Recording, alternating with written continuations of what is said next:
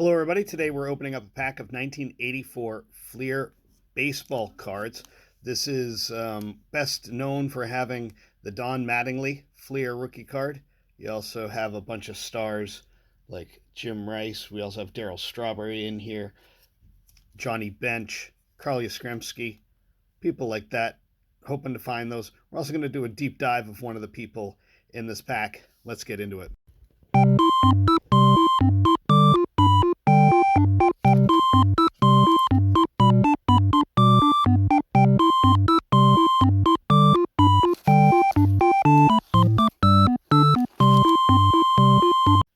Okay, that was a little weird. Okay, hoping for that Don Mattingly.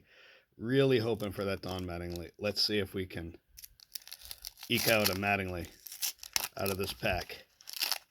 I'd be so happy. Always wanted to pull one. Haven't yet. Today's the magic day. That's what I'm saying. It's the magic day. We got a Philly sticker. We got a Ned Yost. Gary Woods. Bob Ojeda. Steve Garvey. We'll put up Steve Garvey. Why not? Richard Dotson. Lou Piniella. We'll put up Lou. We'll put up Lou. Tony Armas. Bob Horner. It's a cool card. What does that say? Did you know hit 6 home runs in 5 games?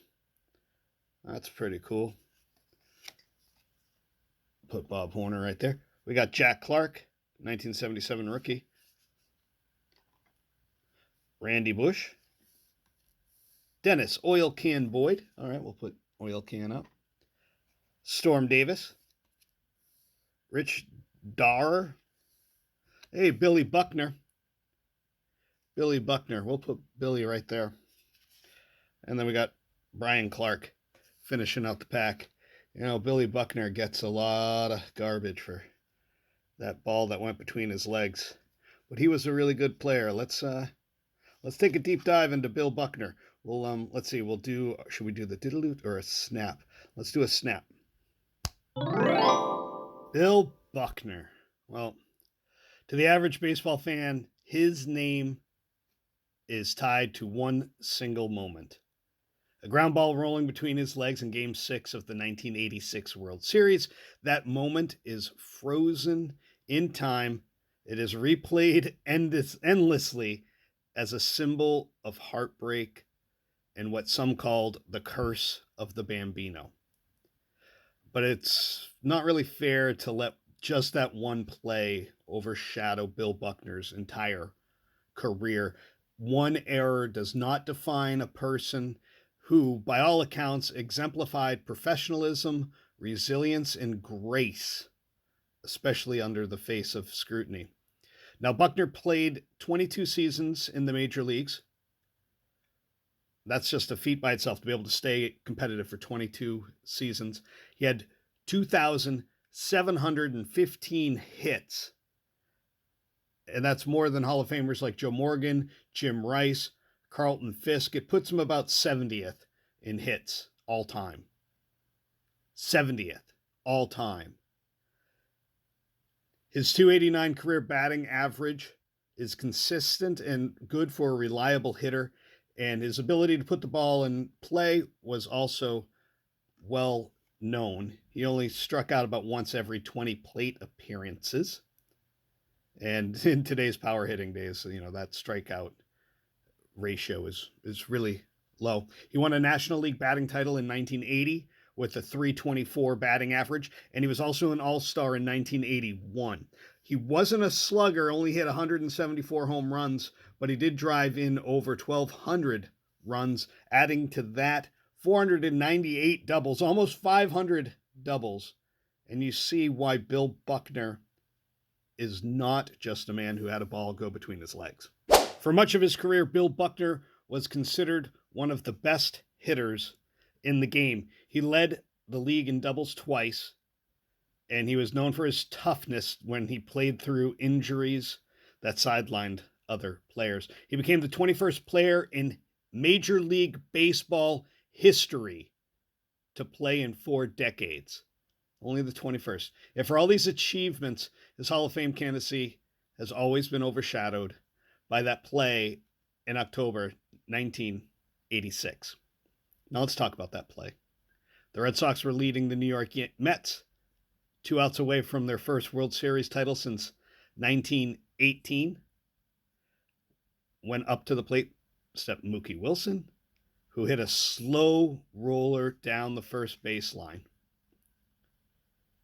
Buckner, hobbled by chronic injuries and left in the game, instead of being replaced, tried to make the play, but the ball rolled through his legs, and the Mets won Game 6.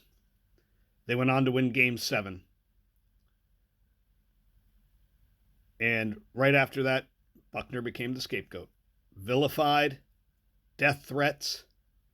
I mean, the blame was crazy, and Boston had done other things in that series, like squandered leads earlier in the game. There are other mistakes by players and managers, but Buckner has always been blamed. But through it all, Buckner has handled the backlash with grace. He's never lashed out. He's never thrown his teammates or his coaches under the bus. He showed up every day, ready to play. And in 1990, when he returned to the Red Sox, he received a standing ovation, a sign that fans from Boston had forgiven him. And in 2008, after Boston had exorcised its demons, it had multiple World Series titles. Buckner threw out the first pitch at Fenway. It was a moment of redemption. But for Buckner, it was bittersweet because he later said that he had to forgive the media, not the fans, for the way his family had been treated. It wasn't just an error that defined him, it was the fallout. The way the world responded and the dignity he showed in return. Now we ask, does he belong in Cooperstown? Well, his numbers say he falls short. With Hall of Fame's lofty statistical standards, his 15.0 career WAR, wins above replacement, is far below the average for Hall of Famer first baseman. His career wasn't marked by dominance, but consistency. A compiler, some might say. And yet, isn't there value in sustained excellence? Isn't there something Hall of Fame worthy about being a model of perseverance, about showing that greatness is not just about numbers, but character and resilience? Now, if we talk about Buckner's closest statistical comparisons, we might look at people like Al Oliver or Steve Garvey, great players, but not Hall of Famers. Garvey, who is also on the cusp of Cooperstown, didn't really have a singular moment that defined him negatively. If Garvey's case for the Hall is debated, why not Buckner's?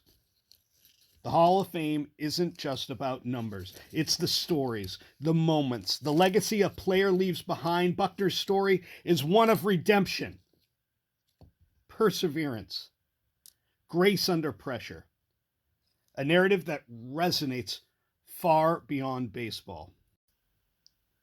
When Buckner passed away in 2019, tributes poured in, not just from fans, but from players, coaches, and broadcasters who knew the man beyond the air. They spoke to his humility, his humor, and his love for the game. The 86 play was a chapter in his life, but it was not the whole book. As we reflect on Buckner's career, maybe the real question isn't whether he belongs in the Hall of Fame, but whether we've learned to see the full picture of a man, his life, and his legacy in Major League Baseball. For Buckner, the story was never just about a ball rolling through his legs. It was about the journey, the struggles, and the grace with which he handled both triumph and heartbreak. In that sense, Buckner's legacy is secure, Hall of Fame or not. 1980 for Fleer. Hit like and subscribe.